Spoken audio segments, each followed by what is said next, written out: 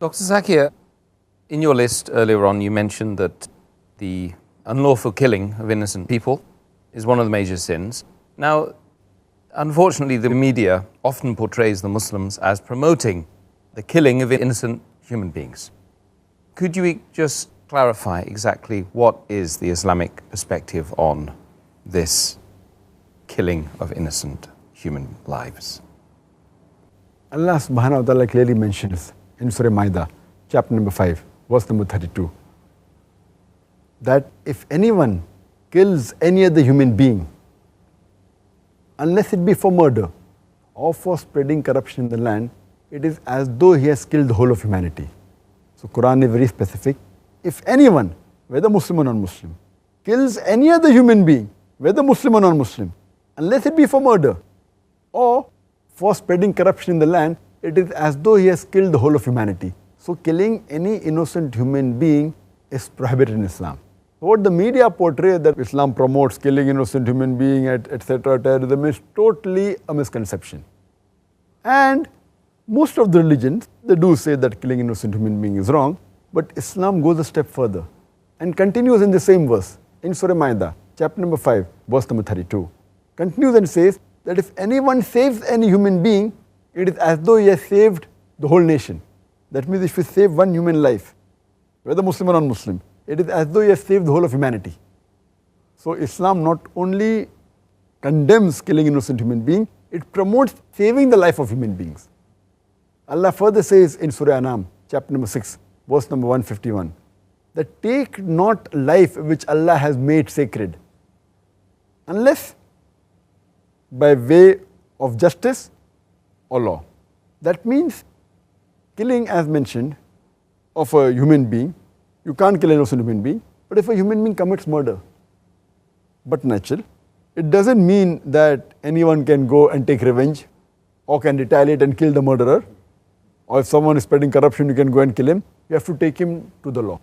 And if it's an Islamic country, take him to a court of Islamic law, take him to the Qadi, and then he will pronounce the judgment that if he deserves to be killed, he'll be put to death. But that doesn't mean that any Muslim can take the law in his own hand. He should go to the Islamic court of law, if it is an Islamic country, or to the law of that country. And in general, as I mentioned, killing any innocent human being, it is prohibited. And that's what is mentioned by our beloved Prophet Muhammad. It's mentioned in Sahih Bukhari, volume number 9, hadith number 6871. The Prophet said, the biggest of the major sins are, first, associating partner with Allah subhanahu wa ta'ala. Number 2 is taking a life or murdering or killing any innocent human being. So generally you cannot kill any human, whether Muslim or non-Muslim. There are many other verses which say specifically that you should not kill Muslims also. General verses, not killing any innocent human being. There are specific verses which say that you should not kill Muslims.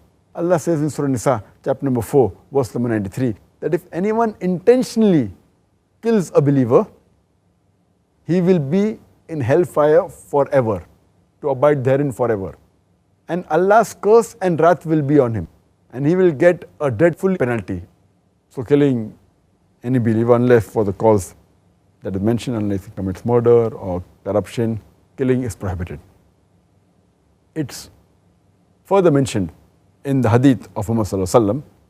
It's mentioned in Sahih Bukhari, volume number 1, in the book of faith, hadith number 31.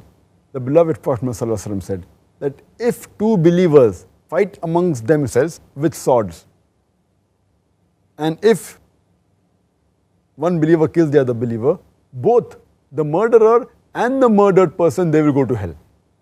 So the Sahaba asked the Prophet that we can understand that the murderer goes to hell. Why does the murdered believer goes to hell?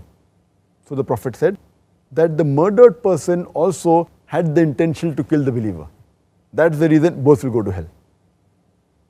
And it's further mentioned in Sahih Bukhari, volume number 9, hadith number 6862. The beloved Prophet said that a believer is at liberty and free until he unlawfully takes the life of another human being. That means taking the life of any human being, whether Muslim or non-Muslim, is prohibited and condemned in Islam. It is one of the biggest major sins, it comes number 2 in the 70 major sins.